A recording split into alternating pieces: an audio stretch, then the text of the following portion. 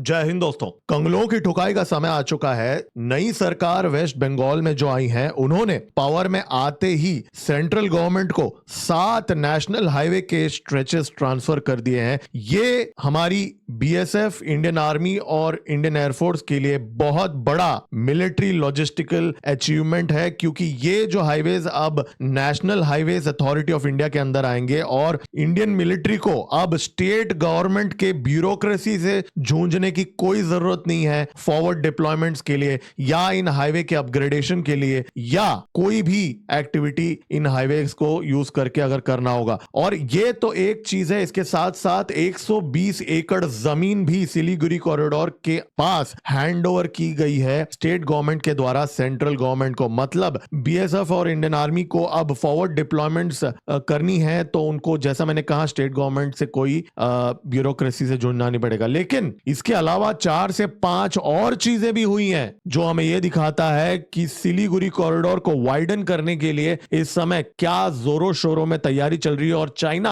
और बांग्लादेश का जो एक्सेस है इस समय, जो बांग्लादेश के साइड पे भी चाइनीज इक्विपमेंट जो डिप्लॉय हो रहा है और जो इस समय जो हरकतें बांग्लादेशी कर रहे हैं, कंगलू कर रहे हैं, उनको ठोकने के लिए यहां पे क्या स्टेप्स भारत, यहां पे हमारी सरकार यहां पे उठा रही है, इन सारी चीजों के बारे में हम इस वीडियो में विस्तार से बात करेंगे। इसीलिए लाइक का बटन तुरंत दबा दीजिए और सब्सक्राइब का बटन दबा दीजिए और बेल आइकन दबा दीजिए, आपको अपडेट्स आते रहेंगे। चलिए स्टार्ट करते हैं। देखिए, ये हाईवे हैंडओवर का इमीडिएट एडवांटेज ये है कि आज के डेट पे इंडियन आर्मी और बीएसएफ को तुरंत अगर क्लोज करना है इन हाईवेज को तो वो यूनिलैटरली कर सकते हैं, उनको किसी से पूछने की जरूरत नहीं है। सबसे बड़ी एडवांटेज। दूसरी, यहाँ पे हाईवे अपग्रेडेशन और हाईवे की मेंटेनेंस जानबूझ के स्टेट गवर्नमेंट्स ने बहुत बार डिले भी किया है यहाँ पे, और इसमें बहुत सारे कारण है, करप्शन भी होता है, बहुत सारी चीजें भी होती हैं, इन्फ्लुएंस होती हैं। तो उन चीजों को यहाँ पे बाईपास करके अब national highway authorities of India सीधा यहाँ पे हाईवे अपग्रेडेशन कर सकता है, क्योंकि हैवी इक्विपमेंट मूवमेंट, जो टैंक्स के ट्रांसपोर्टर्स होते हैं और भी जो इक्विपमेंट होते हैं, उनको मूवमेंट के लिए जहां जहां ब्रिजेस में अपग्रेड करना होगा, जहां जहां जो जो चीजें करना है वो हो जाएगा। और देखिए, ये जो फंसी देवा आप देख रहे हैं मैप के अंदर, मैंने मार्किंग किया हुआ है, ये बॉर्डर को एकदम लग के है। ये माना जा रहा है इनमें से मेजर चंक ऑफ जमीन अब सेंट्रल एजेंसीज को दी गई है।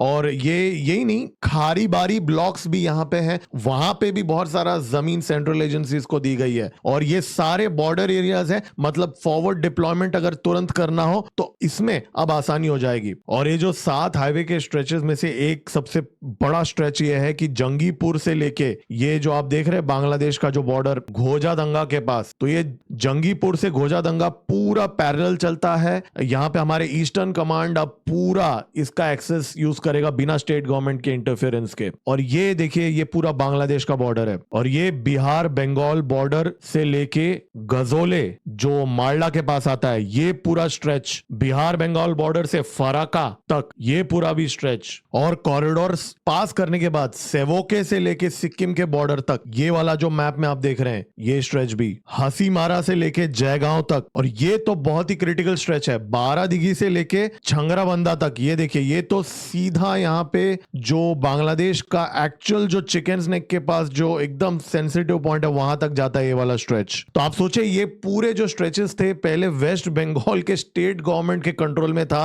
और किसी भी कॉन्फ्लिक्ट के टाइम पे वो कुछ भी कर सकते थे। और ये स्पेशली ये वाला जो है छंगराबंदा जो है, यहाँ पे आर्टिलरी एक कॉन्फ्लिक्ट के टाइम पे बहुत ही महत्वपूर्ण है ये फॉरवर्ड बेस। सिलीगुड़ी से दार्जिलिंग वाला रूट भी देखिए, हमारी जो ईस्टर्न कमांड है वो कोलकाता के पास है, इनफैक्ट कोलकाता में है। और वहां से अगर आपको सिलीगुड़ी जाना है इस समय, तो जो हाईवेज हैं बॉर्डर के पास होके जाते हैं, बहुत सारे जो हाईवेज हैं, और ये जाने में बहुत ज्यादा समय लग जाता है, 600 किलोमीटर का डिस्टेंस। और ऊपर से बांग्लादेश के साइड से आर्टिलरी के रेंज में है काफी सारा जो एरिया है जहां से हमारे कॉन्वॉयज जाते हैं। तो इसका सोल्यूशन के लिए हमने क्या किया, कुछ महीने पहले वाराणसी से लेके सिलीगुड़ी तक बुलेट ट्रेन अनाउंस किया गया था। जी हां, अब आप बोलेंगे बुलेट ट्रेन क्या करेंगे सिलीगुड़ी तक, क्योंकि कोलकाता से सिलीगुड़ी भी तो बुलेट ट्रेन हो सकता है। वेल, बात यह है कि वाराणसी, पटना और सिलीगुड़ी, ये वाला जो स्ट्रेच बन रहा है बुलेट ट्रेन, इसमें एडवांटेज यह है कि बांग्लादेश के साइड से आर्टिलरी कभी पहुंच ही नहीं सकता, चाइना के साइड से आर्टिलरी कभी यहां पहुंच ही नहीं सकता। तो एक तरफ से ये लॉजिस्टिकल नोड बनेगा प्रयागराज के पास, हमारा एक मिलिट्री, प्रयागराज के अंदर एक मिलिट्री बेस है, और वहां पे जो वाराणसी साइड से अगर हमें सिलीगुड़ी कॉरिडोर के अंदर सप्लाई लाइंस एस्टेब्लिश करने हैं कॉन्फ्लिक्ट सिनेरियो के अंदर, तो ये काफी महत्वपूर्ण है। और आप मैप में देख लीजिए ये कितना सेफ है कंपैरेटिवली, और आप ये देख लीजिए ईस्टर्न कमांड से पूरा बॉर्डर होते हुए मालडा, मुर्शिदाबाद, यहाँ पे पता नहीं कितने कंगलू, क्या 0.5 फ्रंट एक्टिवेट हो जाएगा कॉन्फ्लिक्ट सिनेरियो में। तो ये बहुत जरूरी है। पूरा जो सप्लाई लाइन है, सबसे पहले हम ये वाराणसी जो प्रयागराज से लेके सिलीगुड़ी तक हम रीइंफोर्समेंट कर रहे हैं, और फिर हम एक अंडरग्राउंड रेलवे लाइन भी बना रहे हैं यहाँ पे 3 मिली हाथ, ये देखिए यहाँ पे पता है, और यहाँ से बगडोगरा तक। तो ये अंडरग्राउंड रेलवे लाइन होगा, मतलब अभी जो 2 ट्रैक्स हैं वो 6 ट्रैक हो जाएंगी, और जो 4 नए आ रहे हैं उनमें से 2 जो हैं वो अंडरग्राउंड होंगे, रीइंफोर्स्ड होंगे। तो मतलब कोई भी बॉम्बिंग या कोई भी डिसरप्शन वहां हो नहीं सकता। और मैं आपको याद दिला दूं, 4